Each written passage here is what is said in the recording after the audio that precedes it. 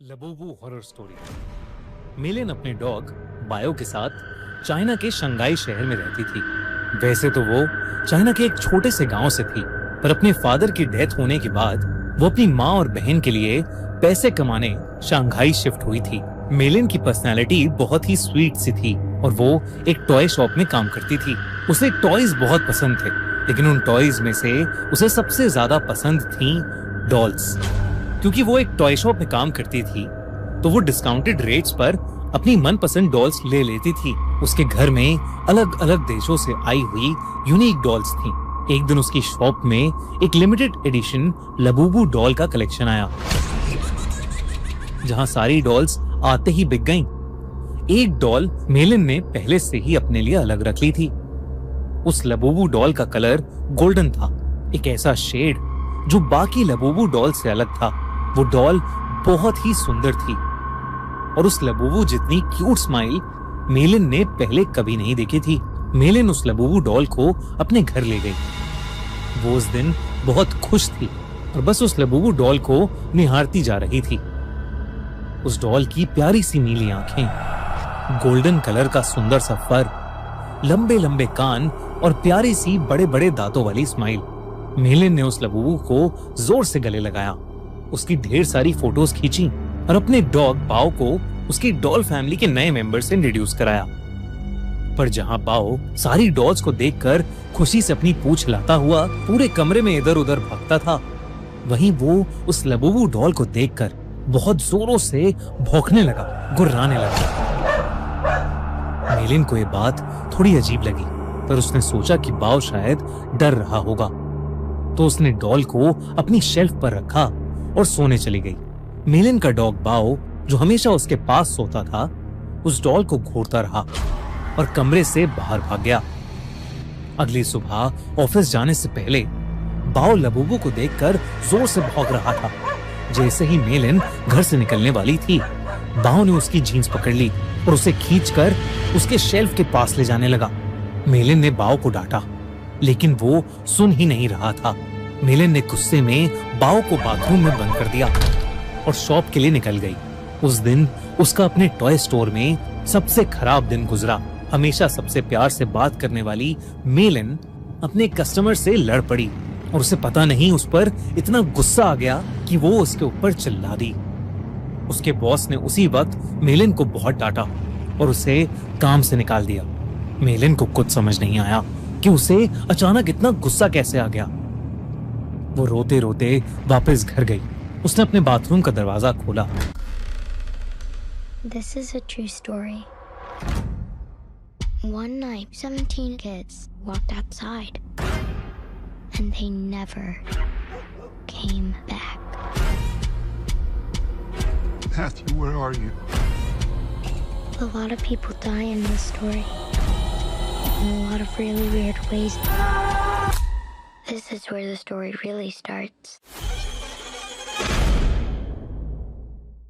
और तभी बाओ जोर से भौंकने लगा, लेकिन रोती हुई मिलिन का चेहरा देखकर वो शांत हो गया और उसकी भी आंखों में आंसू आ गए। मिलिन उस रात जल्दी सो गई थी। सोते हुए उसे किसी की हंसी सुनाई दी, एक अजीब सी हंसी जो उसने कभी नहीं सुनी थी। तभी उसने देखा कि उसके कमरे के कोने में कोई खड़ा हुआ उसे घूर रहा है। अंधेरे की वजह से वो उसे ठीक से देख नहीं पा रही थी। उसने बिस्तर से उठकर देखा तो वहां कोई नहीं था, बस वहां वो लबूबू डॉल पड़ी थी, जिसे मिलिन ने वापस शेल्फ पर रख दिया और फिर से सोने चली गई। उस रात मिलिन को एक सपना आया, जिसमें वो अपने कमरे में थी और वहां एक बहुत ही अजीब सा दिखने वाला जानवर जैसा कुछ था, जिसके बड़े बड़े नुकीले दांत थे, भयानक लंबे और दांतों से भी ज्यादा नुकीले नाखून थे, और उसका पूरा शरीर लाल रंग का था। वो जगह जगह से सड़ रहा था। धीरे धीरे वो मिलिन के पास आ गया और उसका गला घोटने के लिए आगे बढ़ा। मिलिन डर के मारे जोर से चिल्लाई, पर वो जानवर उससे ज्यादा जोर से एक भयानक हंसी हंसने लगा और उसने अपने नुकीले पंजों से मिलिन पर अटैक कर दिया। डर के मारे मिलिन की आंख खुल गई, लेकिन तब उसने देखा कि वो लबूबू डॉल उसके ऊपर बैठी है। मेलिन की चीख निकल गई। उसकी चीख सुनकर उसका कुत्ता बाओ भागता हुआ कमरे में आ गया। मेलिन को समझ नहीं आया कि वो लबूबू डॉल जिसे उसने सोते हुए शेल्फ पर रखा था, वो उसके बेड पर कहां से आ गई। उसने ध्यान से उस डॉल को देखा तो वो डॉल अब पहले से ज्यादा हंस रही थी। मेलिन कुछ समझ पाती कि इससे पहले ही मेलिन के डॉग बाओ ने उस डॉल को अपने दांतों से खींचा और उसने उसके चिथड़े चिथड़े कर दिए।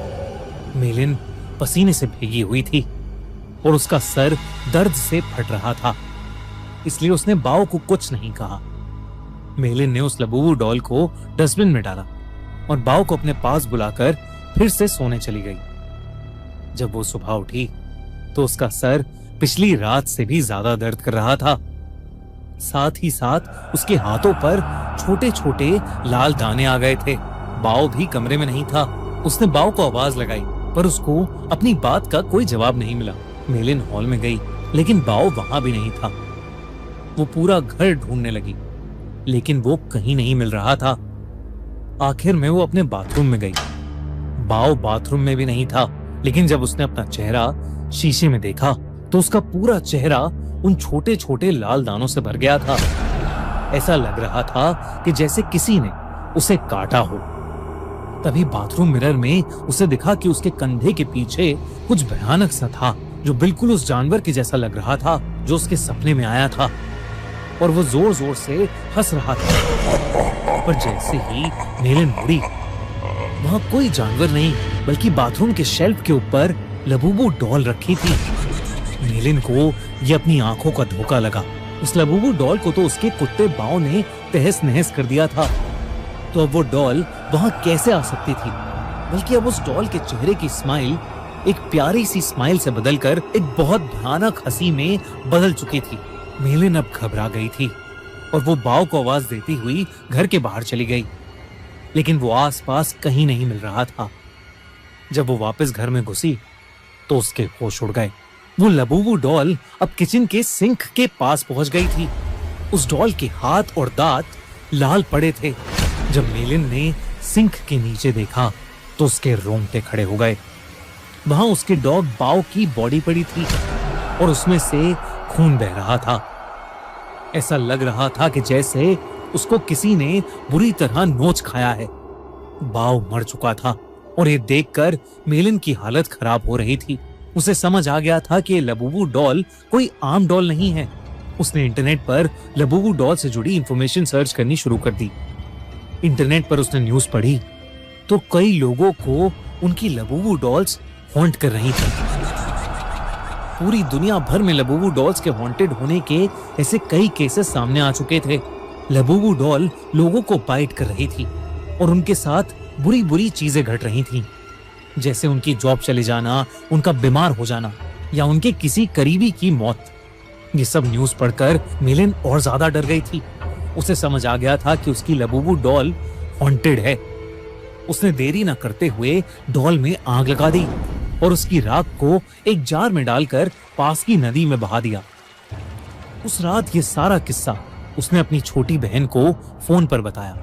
मेलिन को लगा कि शायद अब उस लबूबू डॉल से उसे छुटकारा मिल गया है, लेकिन अगली सुबह मेलिन के घर से उसकी डेड बॉडी मिली और उसकी बॉडी के पास वही लबूबू डॉल पड़ी थी, जिसे उसकी टॉय स्टोर में काम करने वाली एक फ्रेंड अपने साथ ले गई।